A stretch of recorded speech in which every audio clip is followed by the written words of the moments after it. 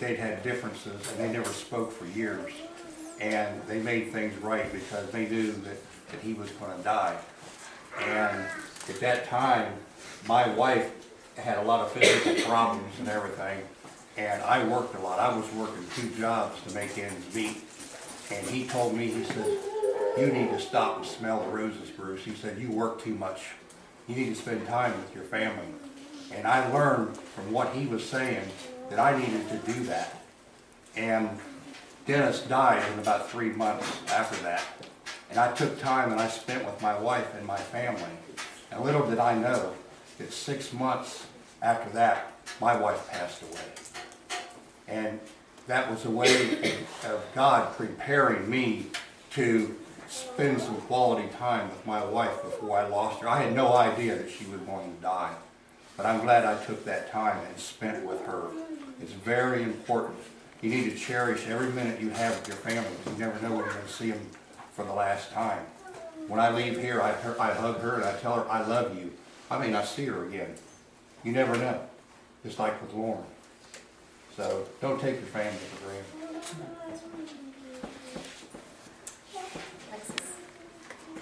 I do have something to say. It's more like what this group has done with me, and girls that think they have the nerve to talk about me, so I tend to stand up for myself. And we were at a dance one day, and 2 girls were talking bad about me, and I could hear every word they were saying. They were talking about me and laughing and pointing and rolling their eyes, and it was really making me upset. And if it weren't for Avery, I would have probably went over there and hurt somebody because it was bothering me that bad. So Avery told me to rise above and not go and hurt somebody. They walked by me several times and pushed me out of their way, and then would laugh, and I was tripping, and they were like pushing me around, thinking that they could do whatever they wanted to me. And I went over after the dance and told them that if it wouldn't stop, that I was gonna talk to the principal about it because it was really bothering me. And yesterday I saw them, they were walking out of the restroom, and I was tempted to trip both of those girls and make them fall. Because of how mean they were to me at the dance, and I thought that that would be something that could be my revenge and payback, and they'd learn not to mess with me anymore. But I didn't, and I looked at my Rise Above bracelet, and I snapped it at myself and said, that's not what a true Rise Above does.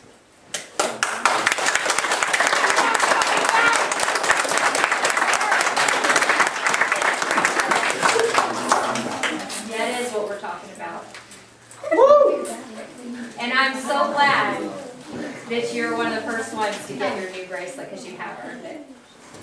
Can I say something about her? Yes, you can. When I was like in 7th grade, all the 8th grade girls at dances would like throw money at me and my friends because we danced like whores. So we took their money and we spent it. We did, we really did. Yes, Ricky. That's one thing I say to her. Last year I went to Sheridan, as everyone knows. I had this girl who literally made my life like crap every single day, and like she would spit on me in the hallways, and it was like really bad. I had to end up moving. Actually, it was one of the reasons why I moved.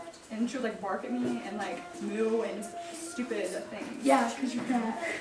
But like I actually think Sarah and Kaylin were there for me like the whole time. Like they kept me not from doing anything about it. I just ignored her, and she like eventually stopped. Like I know now that she's still like bullies people like ridiculously bad now, and like that's one of the reasons why like I'm kind of afraid to come back to Sheridan. I got you. We got your back. Yeah, I'll tell you, this group, Ricky, I'm glad you're here because this group is wonderful for giving you plenty of ideas on how to handle things like that. How many of you guys have learned how to deal with people better since you've been coming here? Okay. Yes.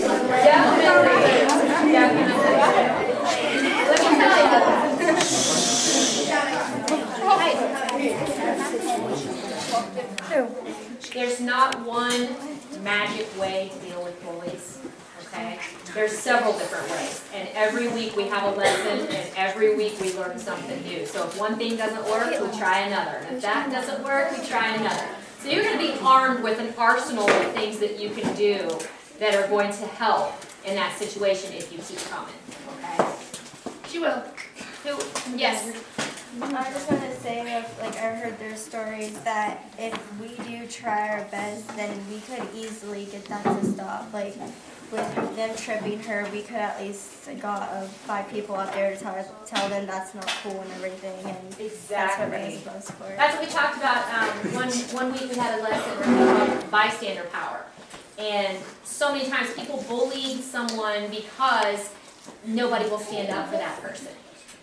If you're walking down the hall by yourself and someone's tripping you and doing things to you, and they have a better chance of getting away with it because they have people with them usually and that are laughing and egging them on. But if you're walking down the hall with 4 other rise aboveers, okay, they're going to be like, oh, you know what, that is not cool. Don't even go there, you know? Then you've got the power. Okay? The power of the bystander is something that you guys really need to get a hold of. If you're there with somebody that's being bullied, it's your responsibility to stand up for them, even if they don't stand up for themselves. Okay? That's part of rising above. Being brave enough to stand up for someone who doesn't stand up for themselves, or even if they do, you just need to be there with them to back them up. Not that you're going to beat anybody down, but that you are there to say it's not cool to treat people that way. As soon as it becomes not cool in your school to bully somebody, it'll stop. It doesn't stop right now because everyone still thinks it's funny and it's cool. You guys even here, you laugh when somebody says they're going to hit someone. Okay? It's not cool. It's not cool to hit someone. It's not cool to trip them. It's not cool to punch them in the back of the head or whatever. Okay? It's not cool. And as soon as we're able to make this a way of life, that it's not cool to be mean to people, that's when things will start to change. Yes? I can kind of relate to what Ricky went through because that's one of the main reasons I'm homeschooled. Because I was getting bullied every day by mostly guys, threatening to beat me up or telling me that I should just kill myself and get it over with. Wait, guys? Yeah. Guys threatening to kill me. Usually too. guys don't. That's surprising. I would hit them. We are hard. Hold on. One person at a time, please. Amanda? I might disagree with that, just because boys do bully too, you just don't necessarily hear them all the time. They don't usually bully But, girls, though, well, do they? I Time out. When I used to cut myself and like I don't know, like a really bad depression, there were certain guys that would tell me to cut deeper because I wasn't cutting deep enough to kill myself and stuff like that. So I mean, yeah, you do hear the guys that call girls fat or just calls them basically every name in the book. But you don't necessarily hear it all the time. Sometimes they'll just joke around to their buddies in the back of the corner of the room or something. You know what I mean? Yeah, I see that front. So just because you don't like necessarily hear it, I guess. I'm one of those people. I don't get along with a lot of girls, so I have a lot of guy friends, so I know how they talk. Me too. So I mean, just because you don't necessarily hear them yourself or someone else hears it, I can't really explain it. Yeah, I get what you're saying. Yeah. Kayla. One about what Alexa said. The dances at the middle school, I don't know about the high school because I'm not in high school. But in the middle school, there's this drama. It's all guys being like, I'm going to kick so-and-so's ass, or I'm going to punch her. Oh! Or they're cussing, and it's just like pathetic. I quit going to them because they're so dumb. And about Hunter, the guys in our grade, a couple of them, they defend the guys and they like to ruin girls' lives because they know the girls have it easier because guys are harder on guys and girls aren't as mean as guys can be to girls. So if you like cut or you mess around with guys too much, they think it's funny to go around and say you should kill yourself because they don't see how hard it is. Like they think it's funny. You should ask her, like on the bus one day, there was 3 boys ganging up on me. She heard everything they said. I was scared to death. I was sure she was going to go home that night and kill herself. I've told you guys before that Lauren had an issue with cutting, and it was the boys that called her Blades all the time, making fun of her, Guys, So cutting's funny. I get that. It's not funny. It's a way of coping. Hold on, guys. I'll get to you. Yes. There's this kid in my school, he thinks he's all big and bad, and he tries to bully me and my friends, and he calls us stupid, and he calls the teacher stupid in front of them and everything. And one day he was outside and he pushed this little girl down, and she ended up breaking her arm the next day because she fell off the monkey bars, and when she fell and broke her arm, he stood there and laughed at her.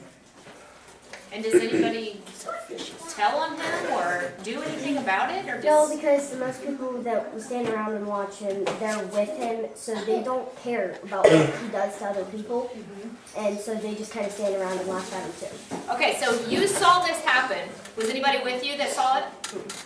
Okay. So I knew because some people don't believe that that's happening because there's teachers at recess that are watching, and so I was going to tell, but I thought they're not going to believe me because one time there's this other kid who was trying to bully me, and I was trying to tell on him, and they said, well, we'll just take care of it.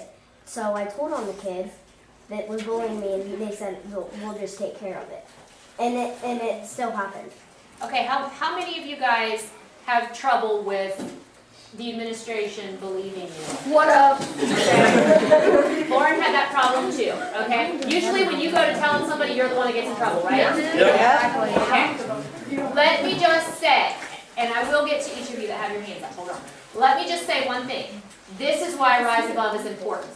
Do you go to school with somebody who's in Rise Above? Yeah. Okay. All of them people. Okay, all of them people over there.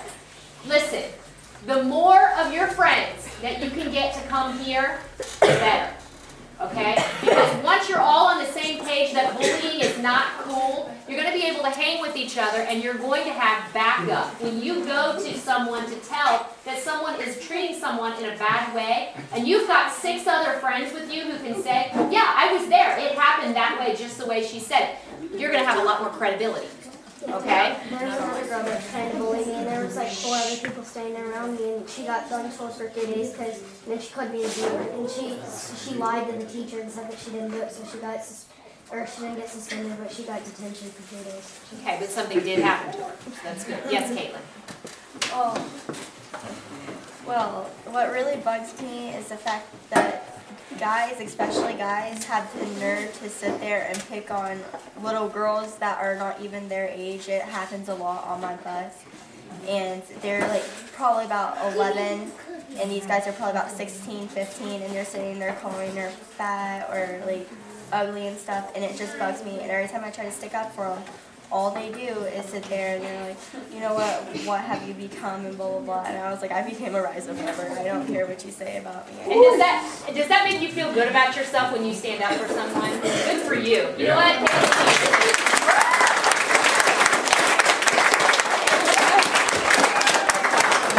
Yes, please. Sorry, Ellen. What she said about guys picking on girls. This girl I know, her name's Haley. I consider her my little sister. And this guy that lives right up the street always is like, I'm gonna fight you, you know, come to my house, we're gonna fight. A guy. This guy's Ryan's size. And my sister's 5 foot, like 90 pounds. And like, he walked down to her house one day, knocked on her door, punched her in the face, and walked away. And what does he have against her? The fact that she's dating my brother. Okay, relationships is a whole bag of worms. Okay? Let me just tell you, relationships are a huge reason why people get bullied and why they bully. Okay? You have to be aware of that. When you get into a relationship with someone, you have to be aware that you're taking on all their baggage. So if they've got a crazy ex-girlfriend, guess what? You're going to have to deal with her, okay? Be careful about who you date or who you like, okay? You have to realize, this is important, guys. Trust me, it is. You have to realize that when you like someone, you have to stop and think, do I really like them enough to deal with that? Okay? Then think twice, because you maybe end up taking on a lot more than what you bargained for. Alright? But you do you're part of it too, okay? When you go sassing back and saying, well, I got him now, and all this stuff, okay? You don't need to feed into that, okay? Okay, who else? Yes? When somebody picks on you and fights you, don't fight back. Don't fight fire with fire. Fight fire with water. Be kind to them. It will drive them nuts. It will tell them, this is not good to pick on this person.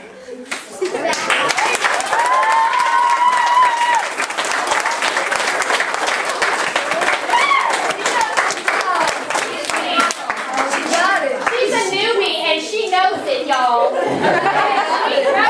I think she got what Rise Above is about. We don't fight fire with fire. She's right. We fight fire with love. Kindness. What did you just say, ma'am? Oh yeah, about guys bullying girls. I remember when me and Lauren were in 8th grade, we'd walk down the hallways and some bunch of guys would sit there and be like, like every time we walked by, and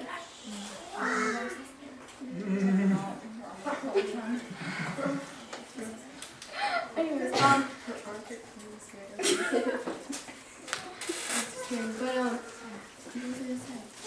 guys being disrespectful. Yeah, I grew up with an abusive dad, so it's like, I'm glad you said that.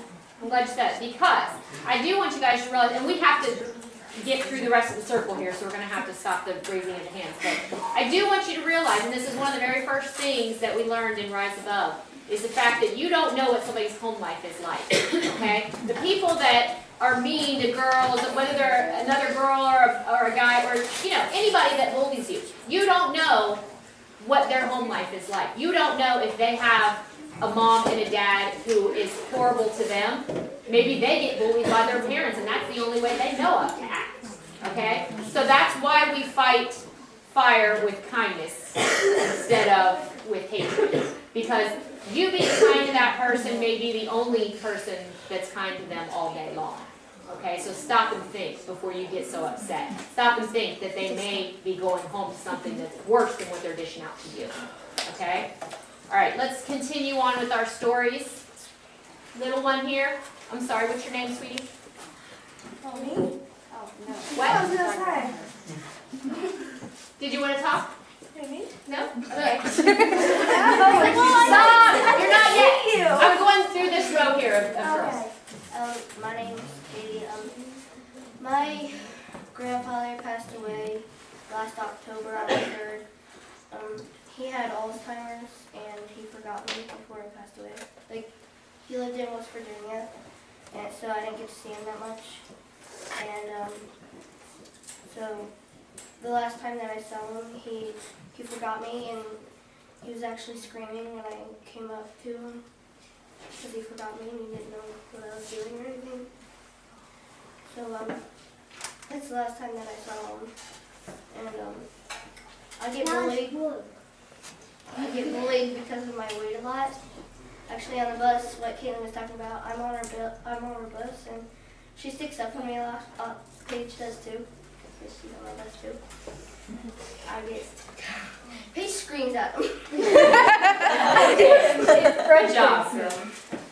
But I get bullied because of what I look like. How many other people get bullied because of what they look like? Me. But you're not alone, sweetheart. You're not alone. That's what this group is for. Because guess what? Do you see that girl back there on the poster? How many of you guys think she's pretty? Okay, she's not pretty. She's gorgeous. Let me tell you, she got bullied too because of what she looks like. So I just want to tell you, no matter what you look like, you're going to get bullied. Okay? People will find a reason. You're either too ugly, too pretty, too fat, too short, too tall, too short, too skinny, whatever. Okay?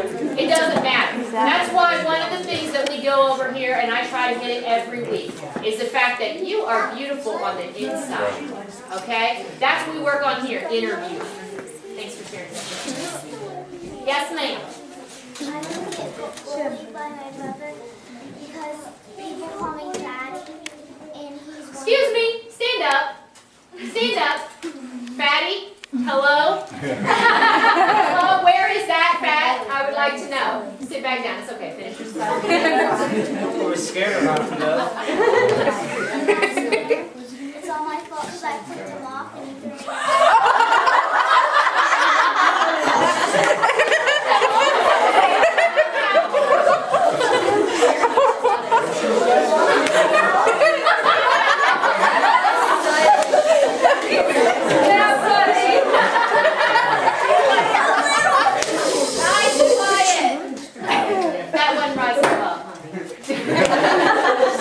That's okay.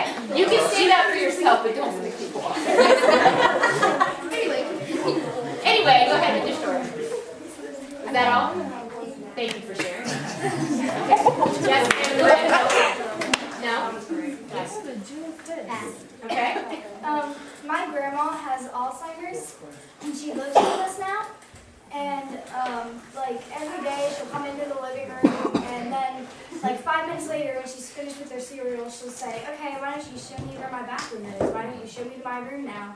And then like she just, like one night she just came in, she's like, "Oh, and who are you?" I'm like, "Oh, I'm Arbor. Why don't you come to the table and we'll get you some cereal?" And she's just like really nice, and she lives with us now, and it's hard now because I'm homeschooled. We just moved 2 weeks before Christmas, and now she lives with us, and it's just really all coming so fast. And so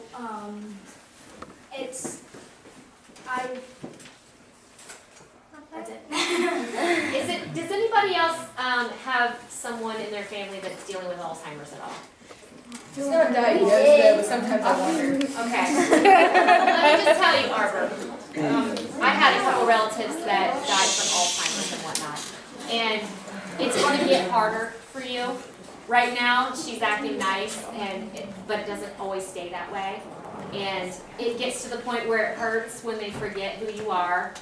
And you just have to remember at all times, when they treat you badly, that hurts your feelings, it's the disease, it's not them. Okay? So keep that in mind, because it is going to get hard for you. Alzheimer's is a terrible disease.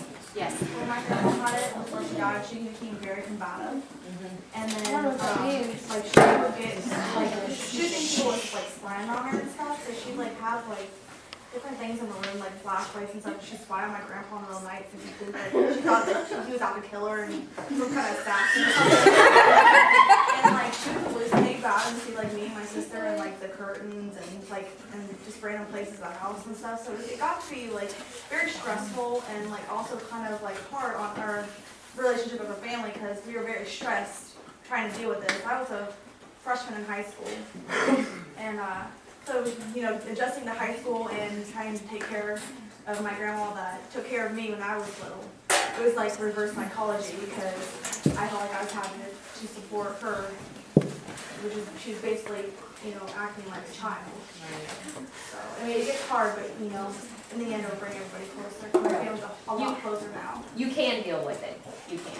It's hard, but it's not undoable. Right. So you got a lot of people here that can support you with that, sweetie. Okay, Brittany.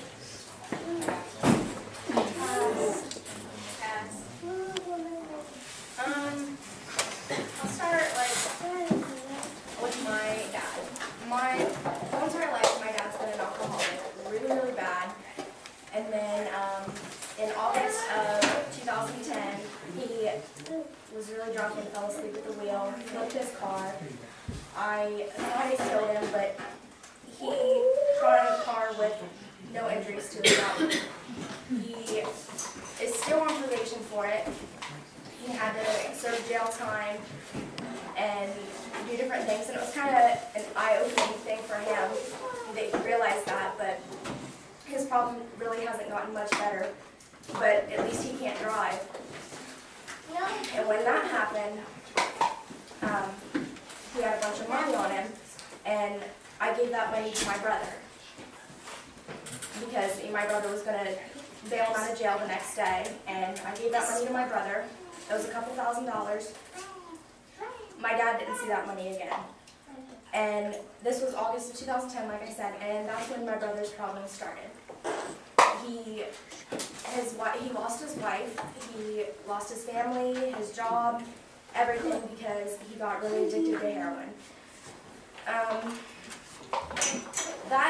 It kind of really was a shock to me that my brother stole that money from my dad, so I didn't talk to him. I didn't want anything to do with him. And from then until June of this past year, I talked to my brother twice in that whole entire time.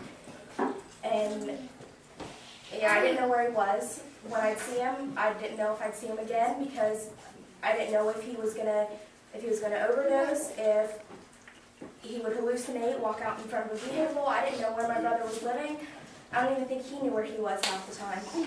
And this past June, he went and he got help for himself. And he is now, at the end of this month, it'll be 7 months clean. He doesn't drink, he's not on any drugs. He doesn't even smoke cigarettes anymore. He cut out all fatty foods, all sugars and everything, and he is very healthy. I went to see him this weekend, which is the first time I got to see him. And here's a picture of me and my brother. And I gotta be honest with you, this is the first picture I've ever taken with my brother, and I'm almost 18 years old.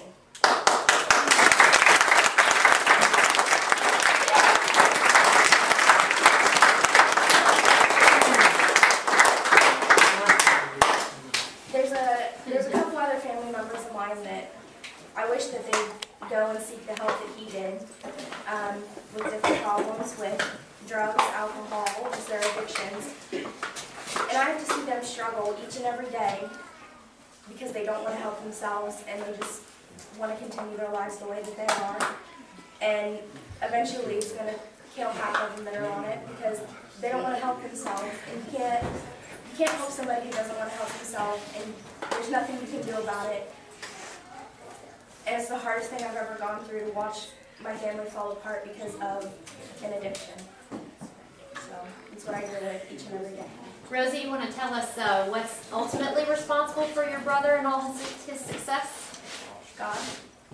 It's a Christian-based program that he's in, and he has found God, and it's made all the difference in the world. So if you know somebody that's struggling with addiction or, just really, really having a rough time in life, give God a chance. I mean, this isn't a Christian group by any means, but we pray here, and God is where I get what I teach you guys. It's good stuff.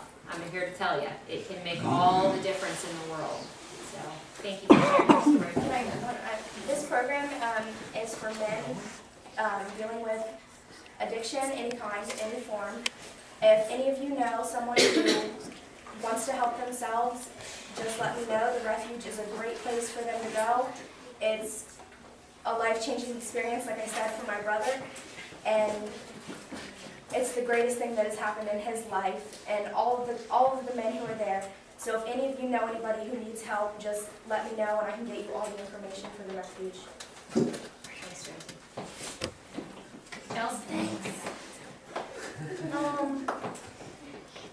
Well, Sunday night was a really bad night for me. I kind of had a meltdown. And, it all started like, me and my boyfriend were all messing around, like running around the parking lot and everything. And then my old friend, tried to, block him and stuff, trying to, join in and everything. And apparently he, got him in PJ in a chokehold or something. I don't know. I really did not see it. And then one of PJ's hearing aids fell out, and that's when PJ actually really freaked out, and he went really ballistic. PJ started cussing at him, and he almost hit him, but then he stopped. He came over and started trying to talk to me, trying to tell me what went down and everything. And I'm like, I don't want to hear it. You cussed at my friend. You shouldn't have done that. That's my brother in Christ. You shouldn't have done that. Because he was the guy that he did that to is one of my bullies. And I'm trying to stick up for him now because me and him actually are friends now. So yeah. Me and PJ actually started fighting. He said he's done with this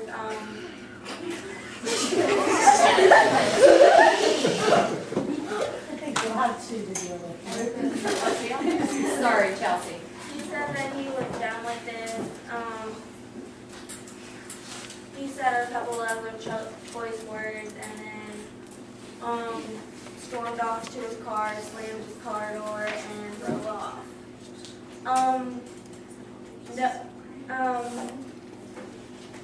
He wasn't thinking of how I would react because he knows that I'm suicidal.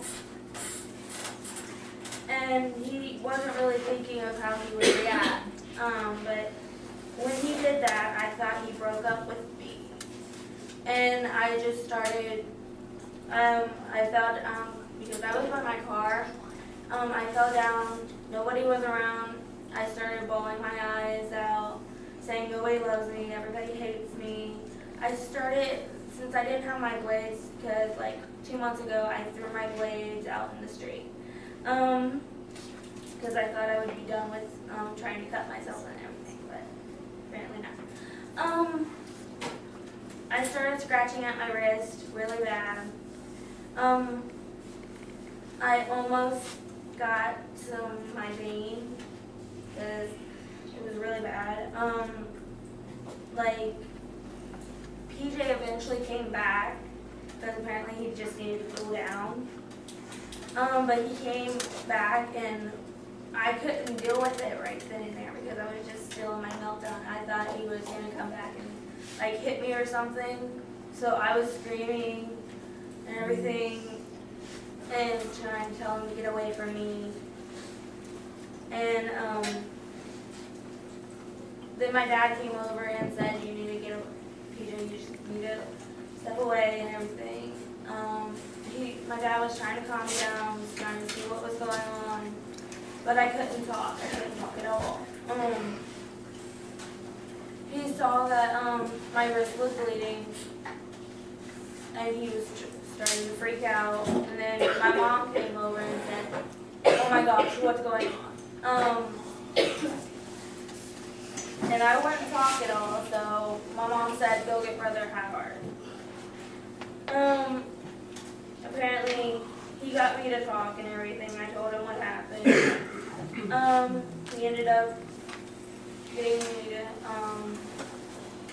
he ended up saying stuff. I can't really remember what all he said because I was still in that shock of stuff. I ended up going home,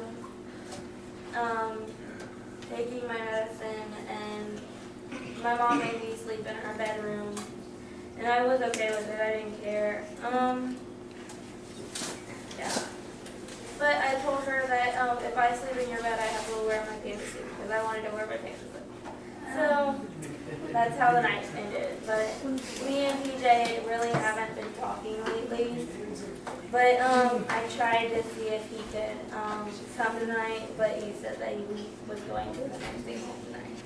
So, I don't know if he's trying to avoid me or not. So it's kind of awkward. Even if he is, you have to live your own life. Okay? Your life, your happiness is not dependent. You need to get that straight. First and foremost. Tony? I don't know where to begin. I guess I've been going through a lot lately. Still in my family. Of course, my sister.